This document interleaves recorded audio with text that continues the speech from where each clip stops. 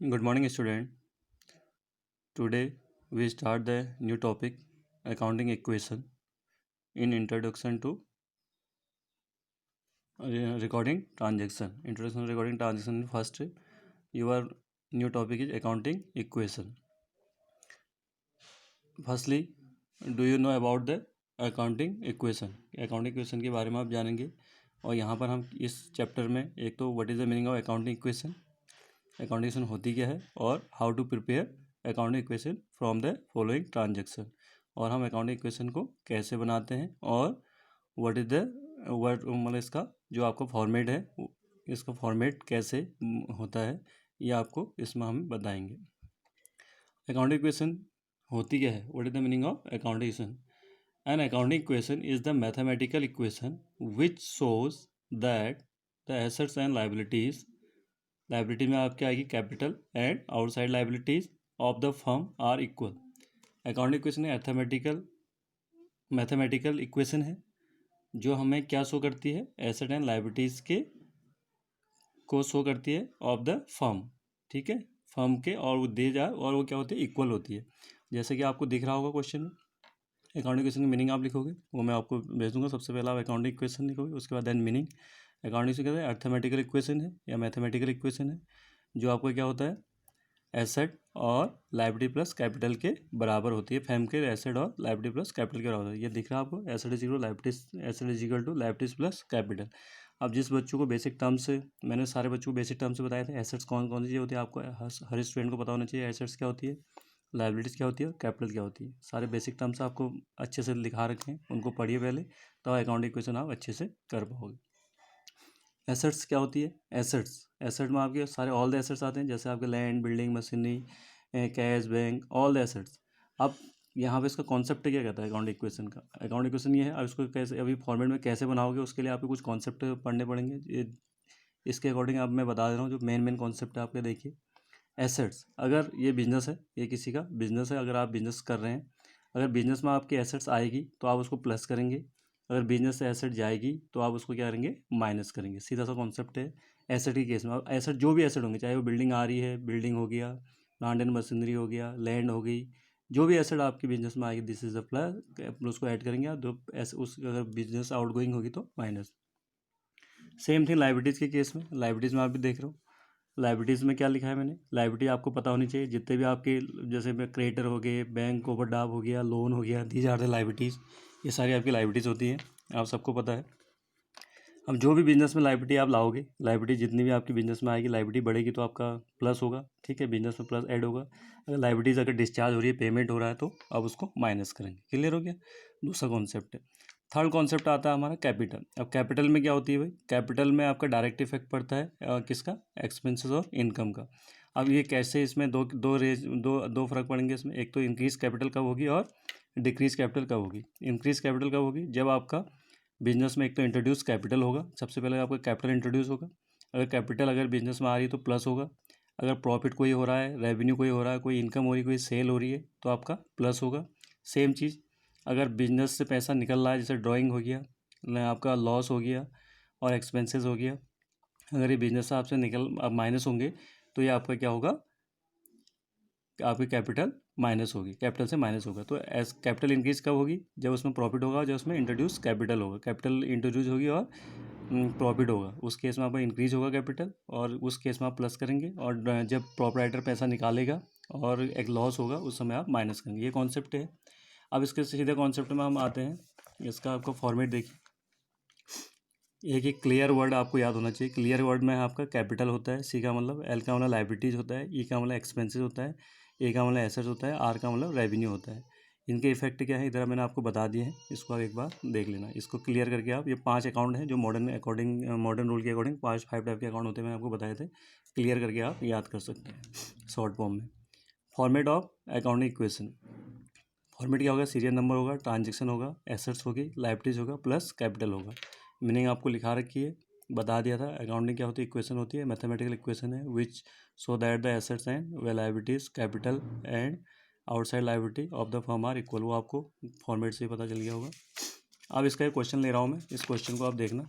कैसे मैं इसको कर रहा हूँ। इसी ऐसे ही आपको सारे क्वेश्चन करने हैं। एनसीईआरटी का एक क्वेश्चन है पेज नंबर 88 ओल्ड बुक में, और क्वेश्चन नंबर फर्स्ट है, 4 पॉइंट है, 4 पॉइंट को आप पढ़ लेते हैं पहले।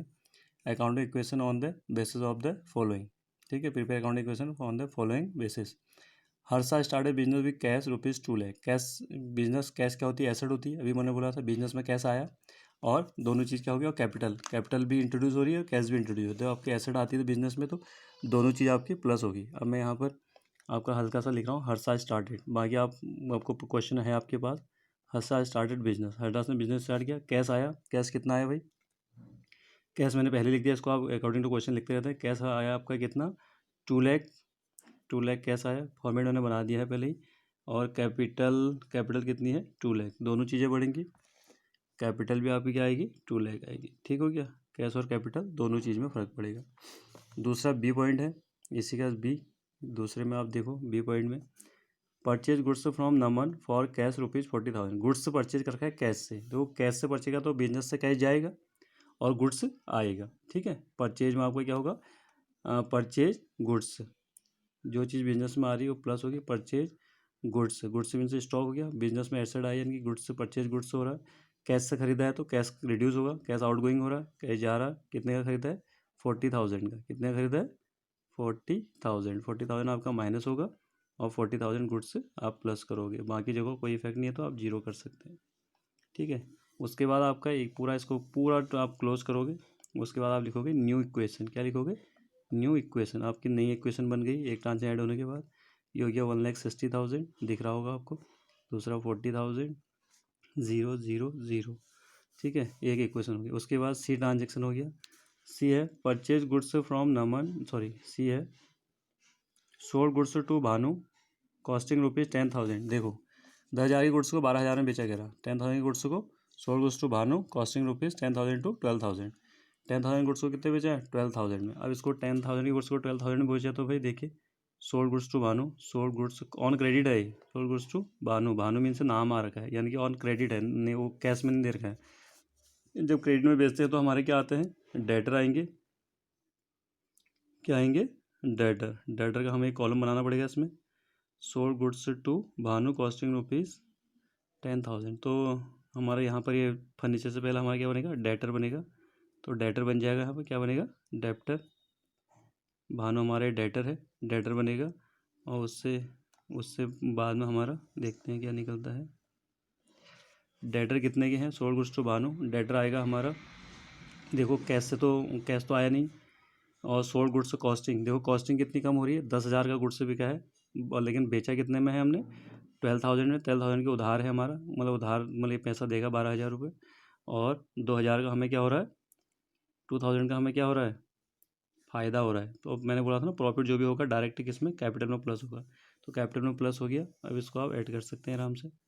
अब फिर न्यू इक्वेशन बनेगी, फिर क्या बनेगी, न्यू इक्वेशन 1,60,000 आ गया आपका, ये आपका 30,000 हो गया माइनस करके, ये आपका 12,000 हो गया, ये जीरो हो गया, जीरो हो गया, और 2,02,000 हो गया। क्लियर हुआ इतना, पूरी क्लियर होगी पिक्चर।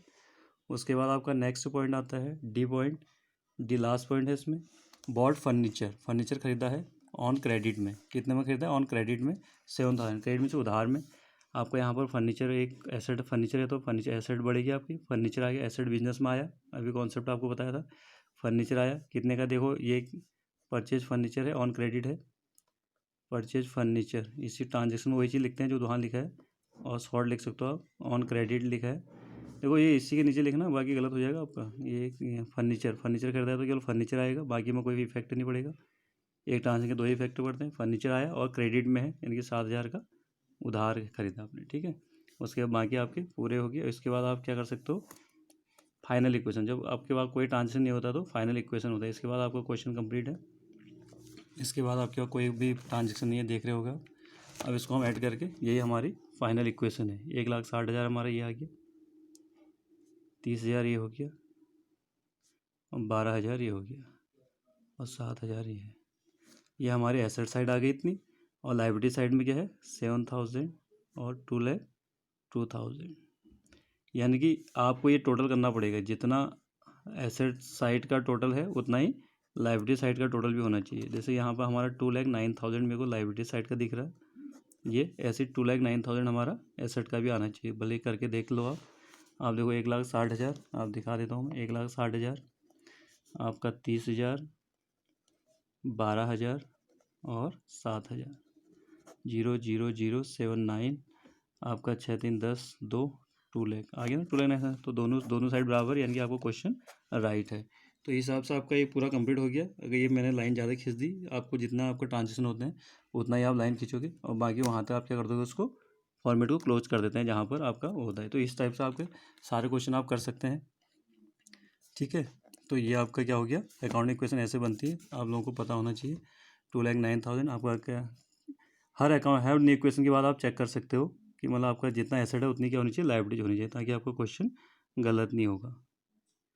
यहाँ पर न्यू क्वेश्चन में आपका 2 लाख भी आई गई, ये छोड़ गया होगा 2 लाख, क्योंकि हर न्यू क्वेश्चन में आपका मतलब वो होगा, क्या कहते हैं, पहला ट्रांजेक्शन सही है, न्यू क्वेश्चन है, जितना 2 लाख इधर है उतना ये होना चाहिए। उसके बाद फिर 2,02,000 ये आ गया। उसके बाद फिर आपने एक ट्रांजेक्शन और ऐड किया इसमें, तो आपका ये आ गया, ठीक है। तो इस हिसाब से आपका टोटल क्वेश्चन बनता है। आप इसको बार बार देख के सॉल्व करना, ऐसे ही आपके और क्वेश्चन भी बन जाएंगे, ठीक है। ओके।